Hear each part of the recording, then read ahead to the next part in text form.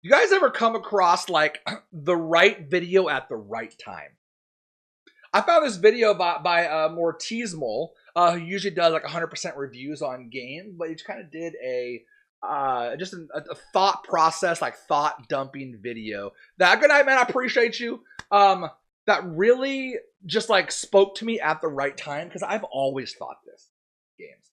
And his video was how I'd like open world games to improve. And I feel that. And I was actually thinking this the other day that how many games, open world like RPG type games, do you feel that are just big for the sake of being big?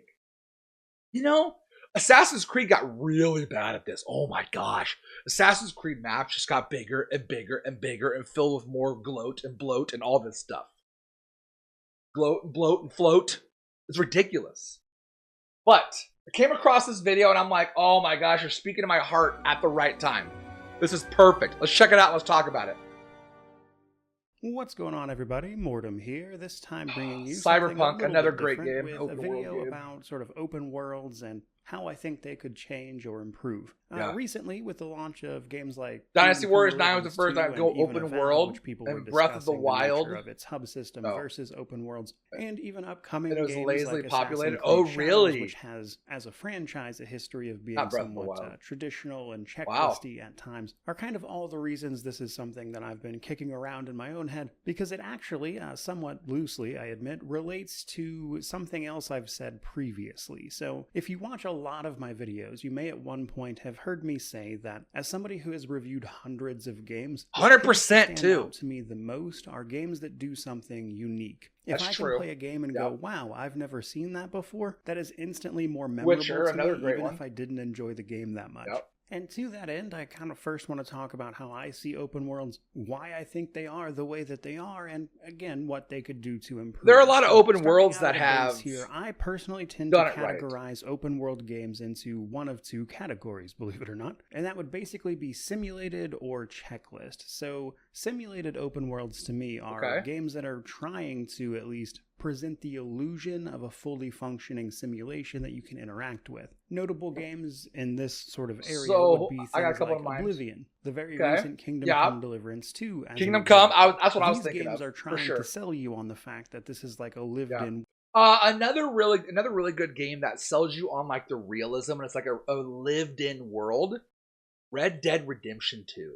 Oh my gosh, that game was beautiful. And it's still highly regarded as one of the most realistic style of games out to date, right? So he's absolutely correct. Oblivion, Kingdom Come Deliverance, both 1 and 2, those are great games. I would even throw Red Dead Redemption 2 into that category of like realistic lived-in world games. World that you can interact with and immerse yourself in that has systems to then support that experience. These are especially interesting to me because it's kind of where my own personal preference is, but even here there's a lot of variance to them because you have games like Oblivion that have an odd charm to them despite their age, but nonetheless clearly have a lot of, let's say, less than stellar quality systems that can aid into the immersion of that experience. Whereas just Kingdom Come Deliverance 2 very recently has shown us that with better and better systems sort of driving that situation, it can really push you into this almost dynamic setting where, just exploring has the chance of all these different things happening or interacting with systems. My first exposure to the open world games were Bethesda games like Fallout 3 and Skyrim. They don't have groundbreaking stories and are often buggy, but their worlds are immersive and beautiful in my opinion. Yes, 100%. Skyrim did the great thing. The cool thing about like Fallout and Skyrim, like what you're saying, is the worlds feel as if it's happened, right? You're immersed in the world. Games like Cyberpunk, I feel, do that. Obviously, Skyrim, Fallout 3, Red Dead Redemption, we mentioned those. To the better part of what I've been playing lately, Dying Light 2, right? Obviously, it's a little bit different, but you can feel the factions fighting each other. You can feel your actions in the game has consequence, has an effect on the world. You know what I mean? Kind of has that lived-in experience. It's immersive, if you will. leading to gameplay situations you might not necessarily expect, and that can be really fun. Kingdom and Come, memorable such a good and job, even though. unique all in Such its a own good right, job. because you may very well experience something that is more or less unique to you, the player, and thus is something that sticks out in your memory. And that's why I tend to think those types Sticks out in my memory. One that sticks out to me right off the bat, Witcher 3, Wild Hunt. I wouldn't necessarily say that Witcher 3 was a very immersive world in the fact that what he's probably going to talk about, I feel that Witcher was more of a checklisty type of game. I don't think your actions and things that you did in the game had any impact on the world itself, right? By going to do a mission or by going to raid this outpost or kill this person, it didn't actually change the makeup of the open world, right? So Witcher 3 really had more of a checklisty style approach to open world. But the thing that made Witcher 3 so good is that the story was good. All of the main story components, the excuse me, the side missions, the monsters you had to fight, the reason you had to go to these areas, it all felt like it flowed together and all felt like it meshed together. And so that's why you can get past bad open world design if the story is there. I only played a little bit of Witcher 3. I need to get back into it before it comes out. Yeah, Witcher 3, plus the DLCs too, Blood and Wine. I mean, one of the greatest RPGs out there, 100%. of open world games do better, especially in the long term. Friends, I got you with that, Bean. Bean. Start talking about things like mods. But then we have the other side of that, the checklist, the types of games. I wonder what he talks about. I wonder what he mentioned. I would have said Witcher 3. Fatigue that you kind of see these days. Assassin's Creed. When you talk about an open world and everybody's kind of exhausted 100%. Of it. I think these games are typically the culprit behind Ghost of Tsushima, really? Unfortunately for Ubisoft, they're kind of the face for that kind of thing. Now, in these open worlds, typically what happens is, as the name would imply, you kind of just go around, do a thing, leave, never come back, and there aren't really a lot of systems happening dynamically around that. That's not always the case. Sometimes there are things like that. God, Assassin's Creed had such big... List, you move on to the next such big burnout of the open world, only to tick that mark off. I was playing Assassin's Creed Valhalla, and I love Assassin's Creed. I did. I feel like these most recent ones. Origins was still great. Odyssey, I started to feel that fatigue 100%. It was still fun going around, the ancient world, the Romans, and like all that. Like, Odyssey was still fun. Valhalla, oh gosh, I love the Viking setting, and I love parts of that game where you have to build like your home base. You gotta go out and get supplies to build up each part of your like settlement and whatnot, and even the Odin storyline. I really liked the storyline of it. And the map was ginormous, filled with so many collectibles to get that didn't matter. And it's like, it was so much bloat for bloat's sake. It got to a point where I just had to hard grind the storyline because I was done scavenging for everything. Like, I didn't want to spend 200 hours in this game, So Assassin's Creed games do get a really bad rap for that. Assassin's Creed Mirage was okay. They try to go back to its roots. And it was better, I will say that. Often you keep going and going until all of that's done. Now, despite the bad rap, sometimes this can actually be pretty good if it just so happens to be in combination with things like story and quality quests and things that really flesh that world out. Witcher? An example here I would give is actually Ghost of Tsushima. That is a game that, by the books, really doesn't do much differently than a lot of other checklist open worlds. Okay. But it does all of that stuff with a sort of fresh coat of paint, I believe I've described it as personally, and just little details that I think elevate that experience beyond the base level of the tools it's working with, especially when combined with its really interesting story. But unfortunately, when those things aren't present, I find that the cracks in these open worlds tend to be more apparent, and where in a sort of sandbox simulation type thing, you may very well see cracks at the edge of the systems throwing it all together. On checklist open worlds, you kind of just notice that, like, beyond what that checklist is, there's just nothing else happening. So you have this open world that you could That's theoretically true. explore, Yeah. but there just winds up being 0 point in doing so. Yeah, and Now, nothing to my else is mind at least, that interacting. tends to That be makes where sense. open worlds are today, and I want to talk a little bit about why that is, because I honestly just think it wouldn't be fair to leave it out, and that is honestly for a million different reasons. I can't cover them all, but some of that is just purely from a business perspective, right? Those types of games are extremely expensive to make. All games are expensive to make. Oh, These the days, really, money but argument. games of this nature, open world blockbusters especially, just tend to be very, very expensive, and games that are doing very, very expensive things likely aren't going to be taking a lot of risk with that money they're spending. But okay, here's my argument though with that is yes, I do understand with today's graphics and the processing power and all of that, games are a lot more expensive to make, 100%. But am I wrong to say that I feel that game developers are spending the time and the money in the wrong places? I could care less if the waves look like real water. If when I'm running past the river, I see my reflection in it. I could care less about that. Now, looking at it, yes, it's very pretty to look at, sure. But if you spent less time worrying about the shadows and less time worrying about how I look in the ripples of the water and actually put that time and money into the systems in the game that I'm actually going to be interacting with, that's what I care about. I don't have to have leaves floating all around my face as I'm running through the forest. It's the forest. Now, could you have some sway in the trees and the branches? Yes, fine. But I don't have to have the leaves falling all around me. I don't have to walk through the trail and kick up a pile of leaves with my feet. Those little things I don't care much about. The only one that I will say is cool, and I'm glad they have it, is snow mechanics. When you're walking through the snow and you see your trail, your footsteps, right?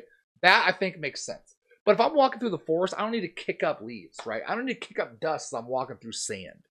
Like those little things, I feel like can take away, you can take that away and then focus on actual aspects and mechanics of the game that make it more fun to play. Yes, 100% I agree. I don't need hyper realistic stuff, just immersive. Exactly. That's like here's the thing. How about this? Thoughts here, chat?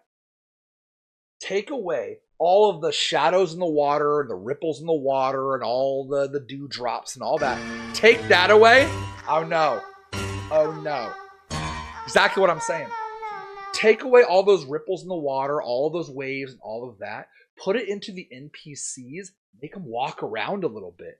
Make them interact. Make them fight with each other. Make them play cards. Make it so as I'm walking around the game, it looks like I'm in an actual game. And not just having NPCs just stagnant in one spot, just doing nothing their whole entire lifespan. Right? Like have them walk around, have them look like they're doing something. Kingdom Come Deliverance does such a good job of this. At nighttime, guess what they do? They go into their house, they get changed, and they go to bed. They're sleeping in their beds at nighttime.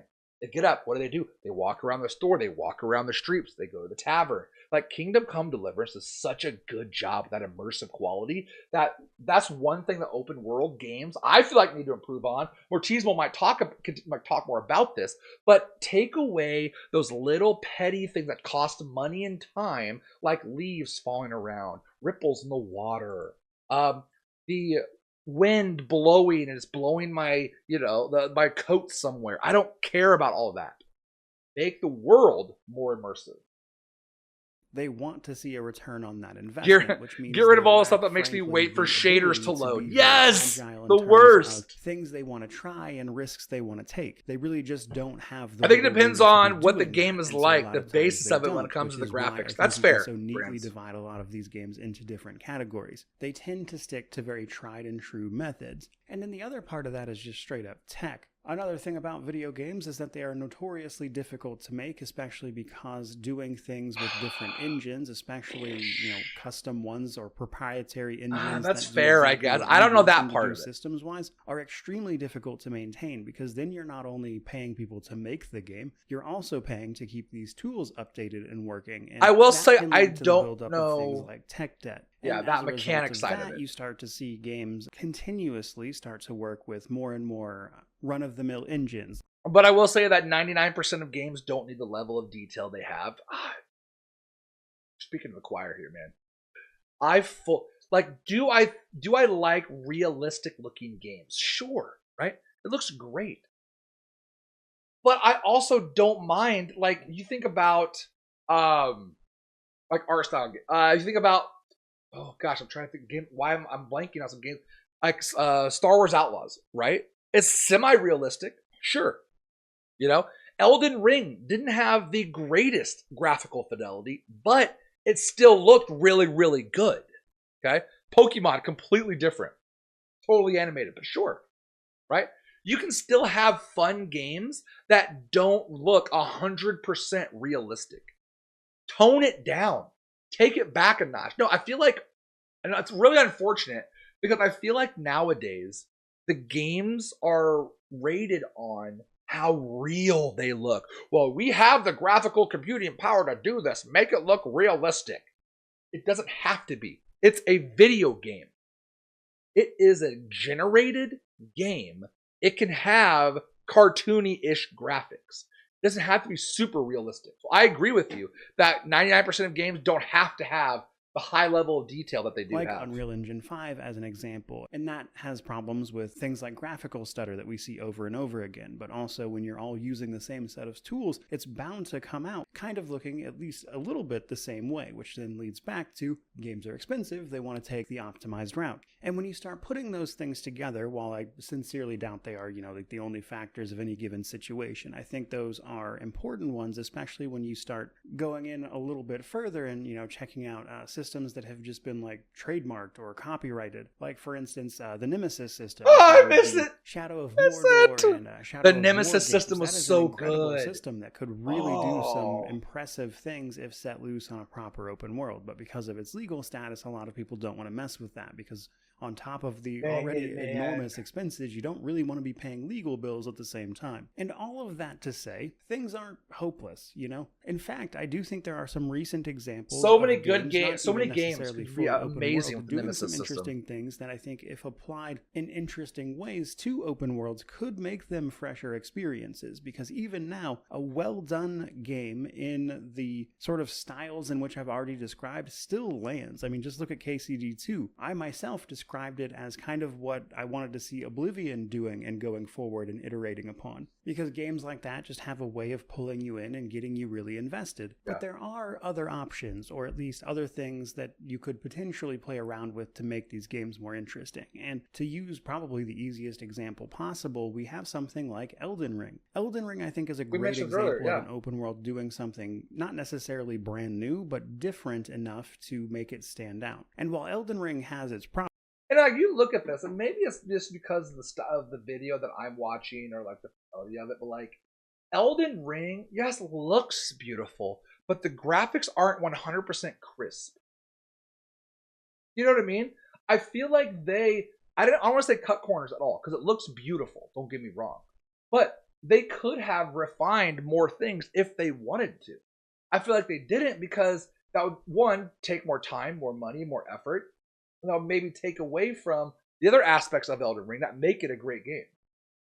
Problems, I think largely because it was the first game trying to do what it did, which is take the Souls-like formula and move that to an open world experience, and just immediately you have something unique, because those Souls-like games, especially FromSoft, give you a very unique experience, and then you move that experience into a slightly different medium, this big open world with all these secrets and stuff to uncover, and you've sort of by default made something that is itself very unique. And while it's certainly not the only reason, I do think that played a big role in why Elden Ring was as successful as it was. But even then, I also think you can look at games that were less successful, like Star Wars Outlaws, a game I myself even gave a buy on sale. But the reason I actually think it's still important to go over and talk about games like that is because there is actually systems that Star Wars Outlaws uses that are unique and interesting, at least to me. Namely, its reputation system and how it impacts various missions. So while Outlaws isn't truly open world, it's got like open zones you can run through, which is itself. It could have been refined more, or fleshed out more. With various factions that inhabit those zones, and the level of reputation you have with those factions determines your access to certain areas in those zones, meaning that So what I did like about Star Wars Outlaws was this. Star Wars Outlaws is the reputation system that he's talking about.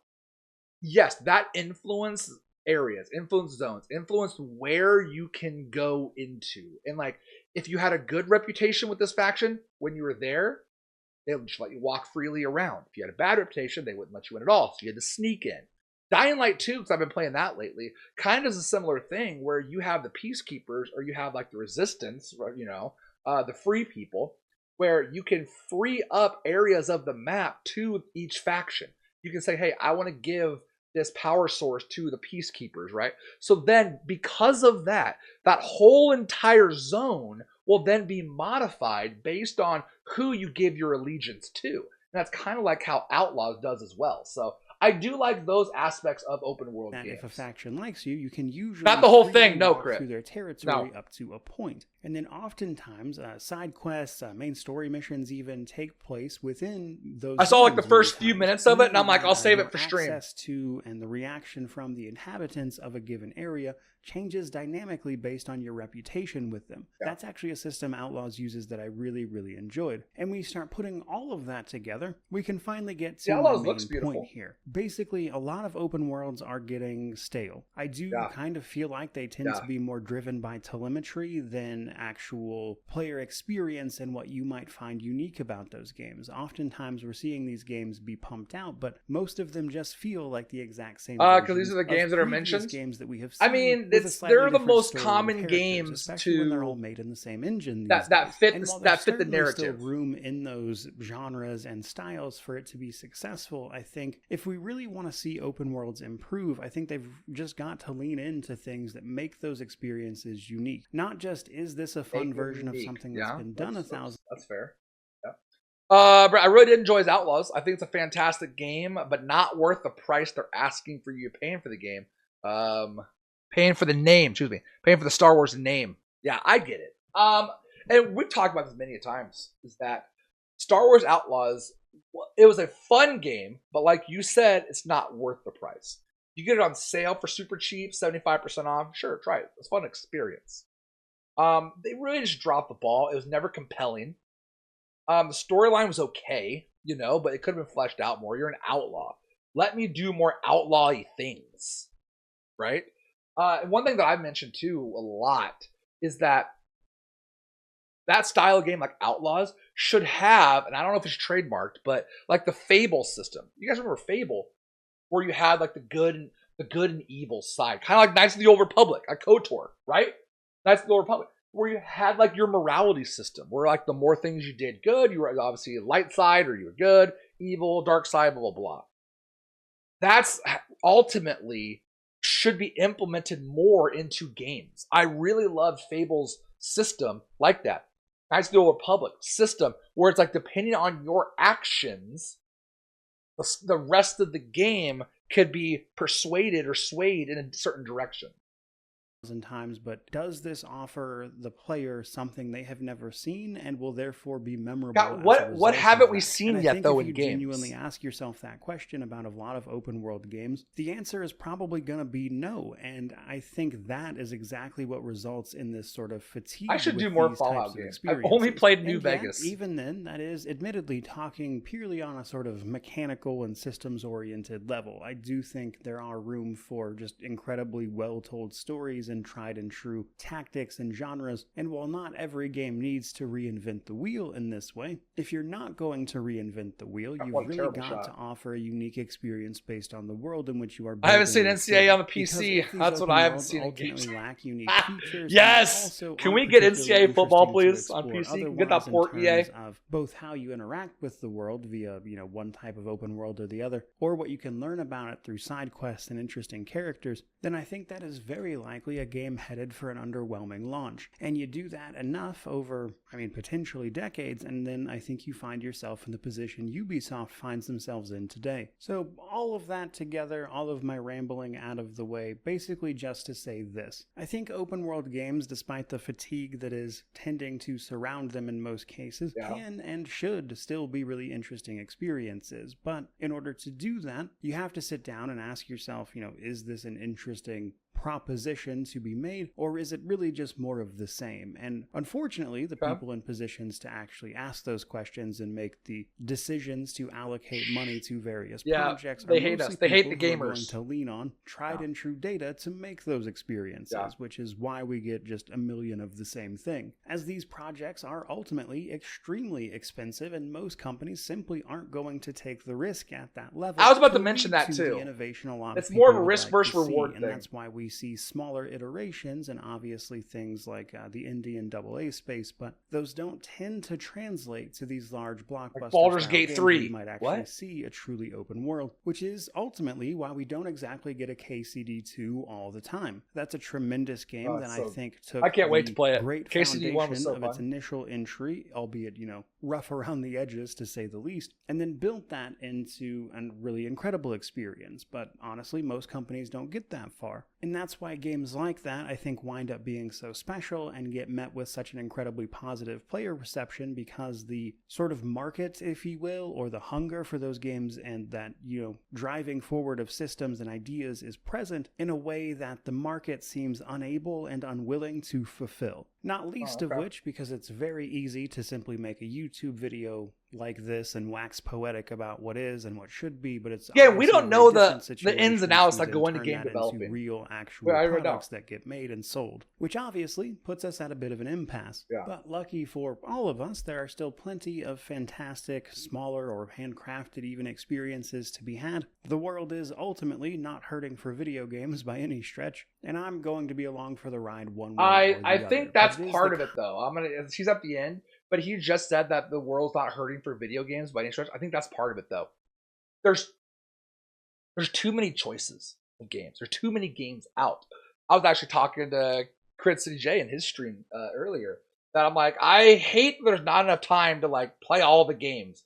And he was even saying, well, why do you need to play all of these games? Like, why not just pick one or two games or whatever, right?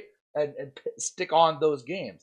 And it's like, I don't know, Mitch. As a gamer, I have a lot of different varieties of games that I like, and there's different parts of each game that really like speaks to me that I think would be fun. So I want to check it out. Like I want to experience that variety. Kind Let's of finish up real quick. issue that I've at least seen or identified that I hope gets addressed with both time and tech, because I really do think that's the kind of thing that if studios could solve, at least in an issue of balancing all the various factors I've brought up over the course of this video, could really make for some memorable and truly interesting experiences. But in the meantime, there's always more video games to play, and I think we'll wind up being just fine either way. And with that, I think I'm pretty much going to wrap up this video, which was extremely rambly. I hope you found it There'll interesting. always If be you did, by all diamonds in means, the let me rough. know what you think about this and anything else, I suppose, down in the comment section below, which naturally means to like, comment, subscribe, all that YouTube jazz. But regardless of any of that, truly, just thank you so much for watching. I really do appreciate it. May you wander in wisdom and have I like his an amazing videos. day. I like his videos, guys. If you haven't checked him out yet, man, I'll drop the link in the description or in the description of the comments and stuff. Like, go ahead and give him a like, give him a sub, give him a follow. What he does is very different. He always does reviews of games, but only after 100%ing them. So he gets all the achievements, 100% the game, right, and then does a review on it. So it's very different than any other person on the platform. It's very interesting. I like his takes. And I saw this, like I said, I was thinking the other day that I'm like, God, these games are just so big. Cause I was thinking of, I've been playing Dying Light 2. I went back to play that while I'm waiting on Monster Hunter Wilds. And it's like, I love Dying Light 2. It's super fun. But now I'm running into the fatigue of, it's like, oh my gosh, do I want to go to this faction? Do I want to go help out this faction? Do I want to do all these Night Runner events? Do I want to do all these parkour events? Do I want to do this and this and this? And I'm like, I don't have time for this. And it's like, I want to, but then, like I said, Wilds is coming out, right? And then I want to go play KCD 2. I haven't even played Final Fantasy 16. I haven't even played Final Fantasy 7 Rebirth. Like, there's so many other games that like I'm interested in that I want to play. It's like, how much time do I spend in each of these games? So when I saw this, he released this video, I started to watch it. Got a couple minutes in, I'm like, you know what? I'll just wait to watch it on stream tonight. And I should make a video of like making the perfect open world game. Like, what parts of what games should we take together and make just a perfect open world game.